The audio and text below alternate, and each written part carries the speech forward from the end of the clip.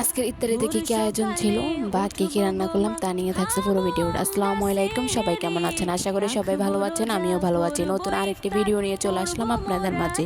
এই তো দেখতে পারতেন না, আমি কিন্তু রাত্রে ভোর রাত্রে আমি বুট সিদ্ধ করে রাখেছি, যেহেতু আমার একটু দিনের বেলা একটু কাজ ছিল। আর এখানে দেখতে পারতেন না, রান্না বান্নার জন্য সব কিছু গুছিয়ে রেখেছি।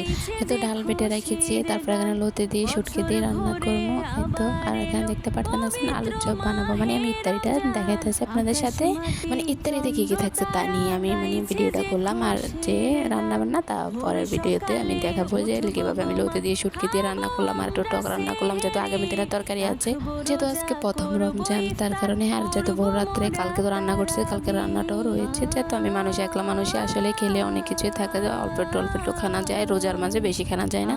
আসলে এই রমজান মাসে খুবই কম খাওয়া যায়। তো দেখতে পারতেন আছেন এখানে আলুর চপগুলো বানিয়ে ফেলতেছি, দেখতে পারতেন আছেন। আর আমি কিন্তু বেগুন দিয়ে বড়া খাই, আমি বেগুন খেতে পারি না, আমার অ্যালার্জি সমস্যা। বেগুন খেলে আমার চোখের সমস্যা বা গায়ের সমস্যা, চুলকানিটা অনেক বেশি, প্রচুর সমস্যা অ্যালার্জির কারণে আমি বেগুন খেতে পারি না। আমি আর বেশি একটা বেগুন খাইও না, কোনো সময় আমি বেগুন খাই না। ডাক্তারের থেকে নিষেধ যে আমি বেগুন খাওয়া যাবে না, যাতে আমার বাচ্চা আছে তা তো হ্যাঁ বেগুন খেতে পারবে না, হ্যাঁ অ্যালার্জির প্রচুর সমস্যা। এই কারণে আমরা মা ছেলে কখনোই আসলে বেগুনটা খাওয়া হয় না, কারণ অ্যালার্জি সমস্যার কারণে বেগুন খাওয়া হয় না। এই কারণে আমি একটু শাক পাতা দিয়ে চপ বেগুনি বানাই। আমি সবসময় এরকমভাবে বেগুনি ভাজি। তো দেখতে পারতেন আছেন এরকমভাবে আমি বেগুনি ভাজি। আর এখানে দেখতে পারতেন আছেন পেঁয়াজু বানানোর জন্য ডাল বেটে রেখেছি। আর আমি কিন্তু ডালের মধ্যে খুবই কম হলুদ দিয়েছি, কারণ আমি হলুদটা দিলে আসলেই খেতে পারি না। ডালের মধ্যে হলুদটা দেওয়া আমার খুবই কম পছন্দ। এই তো দেখতে পারতেন আছেন এখন পেঁয়াজুগুলো ভেজে ফেলেছি, আর এখনও বুট ভাজতে চলে আসতেছে। পেঁয়াজি ভাজা শেষ, এখন বুট ভাজবো। দেখতে পারতেন আছেন বুট ভাজার জন্য তো সব কিছু দিয়ে দিতে আছে। এখানে কাঁচামরিচ, পেঁয়াজ, তারপর টমেটো কুচি করে রেখেছি, সব কিছু এখানে দিয়ে দিতে আছি ভালো করে।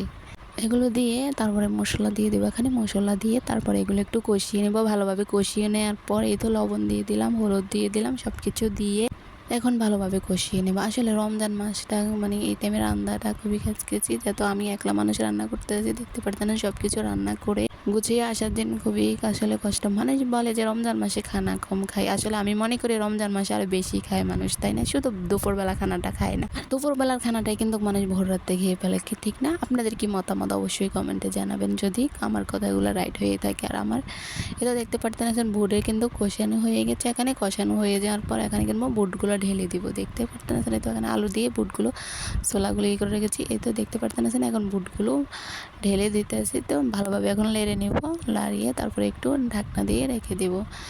লাগতে লাগতেন হলুদও কম হইতে আসলে না, হলুদে কম হয় নাই। তো হালকা একটু আবার গুঁড়া মশলা ছিল, গুঁড়া মশলা দিয়ে দিলাম।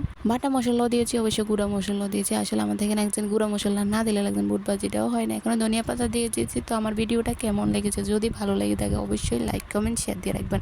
আর ইত্যাদিতে কী খাওয়া দাওয়া করেছি এটা নেক্সট ব্লগে, কালকের ব্লগে চলে আসবে। সে পর্যন্ত সবাই ভালো থাকবেন, সুস্থ থাকবেন। আবার আপনাদের সাথে দেখা হবে দ্বিতীয় ভিডিওতে। সে পর্যন্ত সবাই ভালো থাকবেন, সুস্থ থাকবেন। আল্লাহ হাফেজ।